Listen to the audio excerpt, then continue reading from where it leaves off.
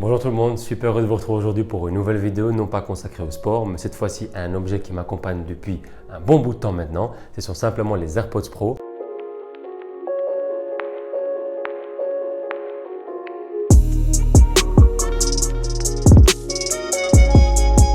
Alors ici, moi, je ne vais pas faire un test complet de ces AirPods Pro. Je vais juste simplement parler de mon expérience personnelle, un petit peu de détails quand même évidemment pour ce que ça donne, les designs, les technologies nouvelles qu'il y a sur ces AirPods Pro là. Donc voilà, moi c'est simplement un test personnel que je voulais vous présenter et vous faire partager. Tout commence quand moi j'ai acheté les AirPods de première génération. J'étais très content, même satisfait de ces écouteurs là, puisqu'en fait ça correspondait justement à toutes mes attentes, que ce soit des écouteurs sans fil, que ce soit des répondre à des appels, parler avec Siri, enfin voilà, tout ce système là moi j'aimais bien. Mais malheureusement il y avait quand même quelques petits hicks, c'est-à-dire que ces écouteurs ne rentraient pas correctement dans mes oreilles, déjà de 1, donc ça me gênait, j'ai peur qu'ils glissent, qu'ils tombent, etc. Et deuxième point, ce ne sont pas des intra-auriculaires, donc ils ne rentrent pas correctement dans mes oreilles. De ce fait là, j'entends tout le bruit environnant, donc j'entendais pas forcément et très bien ma musique, et donc je vais la mettre à fond, et même des fois ça me posait quand même quelques problèmes. Et donc de ce fait là, j'ai délaissé un petit peu mes AirPods au fil du temps et je me suis dirigé plutôt vers un casque qui là forcément réduit le bruit et puis me permet justement de ne pas avoir peur que mes écouteurs tombent. Et puis en octobre, sorti de nulle part, Apple a décidé de sortir ces AirPods Pro. J'étais un petit peu surpris justement de l'annonce parce que ça sortait un petit peu de nulle part, sans nouvelles, sans publicité ou autre. Mais surtout, moi je voulais attendre quelques jours pour voir les tests et voir ce que ça allait donner. Est-ce que c'était plutôt positif ou négatif? Est-ce que le fait que ce soit maintenant plus petit et en intra-auriculaire, donc qui rentre un peu plus dans les oreilles, est-ce qu'on allait avoir cet effet bouchon ou pas? Voilà, un petit peu voir ce que ça allait donner. Et quelques jours plus tard, avant évidemment de les acheter, j'étais positivement surpris puisque en fait, ça répondait à toutes mes attentes que moi j'avais par rapport aux premières générations. Donc on va quand même parler un minimum du design. Donc comme vous avez vu, le boîtier déjà est un peu plus arrondi et aplati par rapport aux premières générations. Vous voyez que les écouteurs également sont déjà un peu plus arrondis et donc plus petits aussi pour mieux rentrer dans les oreilles avec ce petit bout en silicone. Et il y a le fait qu'ils ont rajouté évidemment un mode qui est très important cette fois-ci et moi qui me correspond également, qui est le mode de réduction de bruit. Alors il faut savoir aussi donc que quand vous êtes à l'extérieur par exemple, vous activez ce mode-là et vous entendez quasiment rien du tout. Il y a quasiment 100% du bruit environnant qui a disparu.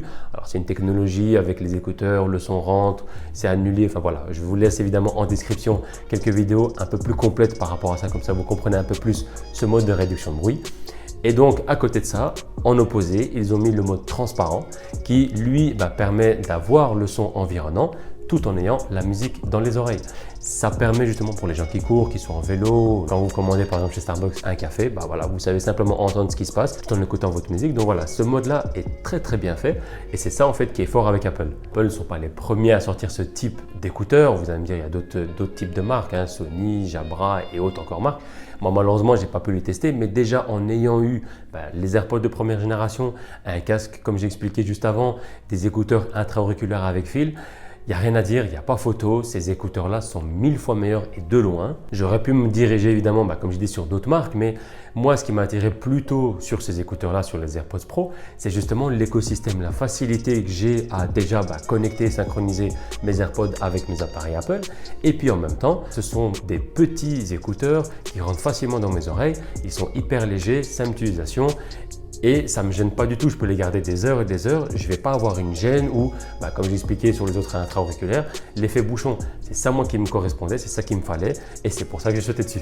Et la force, comme j'ai expliqué de ces AirPods en fait, c'est le fait qu'on les oublie très vite. On n'a pas l'impression de les avoir dans les oreilles, ça pèse quelques grammes, mais le fait que ce soit rentré dedans, on pouvait se dire, ça les gêner, ça peut être douloureux pour certains peut-être, pas du tout, en tout cas pour ma part. Moi j'ai pu justement les tester. Pour ceux qui me suivent sur les réseaux sociaux, vous avez pu voir que je suis parti à Londres le week-end dernier. J'ai pu justement correctement les tester dans différents types d'endroits, que ce soit dans le train, que ce soit à l'extérieur dans la ville, que ce soit même dans les transports en commun, dans leur métro. Pour ceux qui sont partis à Londres, vous savez que leurs métros font énormément de bruit. Moi j'ai pu les tester. Le mode de réduction de bruit, le mode transparent, ça marche très bien. Surtout le mode de réduction de bruit quand c'est actif, c'est magique. On est dans sa bulle et on est parti, on écoute la musique, on est parti pendant des heures sans s'en rendre compte. Et voilà, c'est ça qui est magique justement avec ces AirPods. Alors pour parler quand même de l'autonomie, on est en moyenne à 4-5 heures si on active le mode bruit ou pas.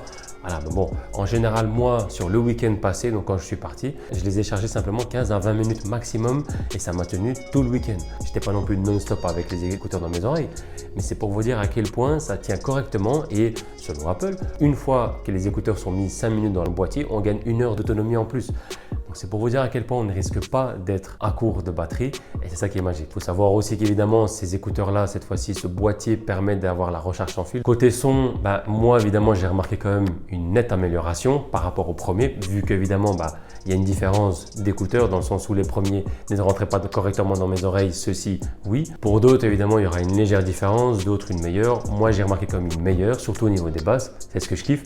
Mais voilà, le son n'est pas vraiment clair, ça j'ai remarqué quand même.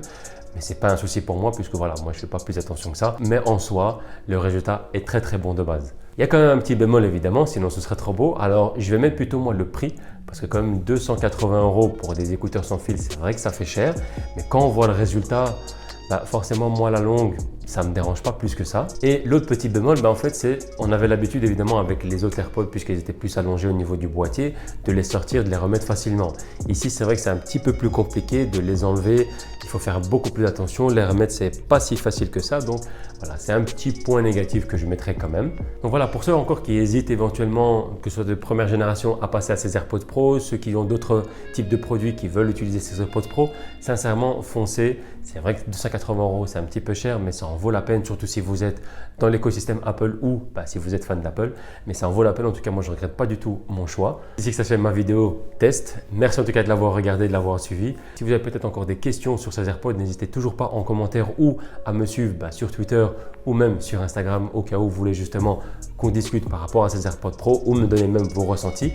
Merci encore à vous et on se retrouve pour un prochain épisode. Ciao, ciao.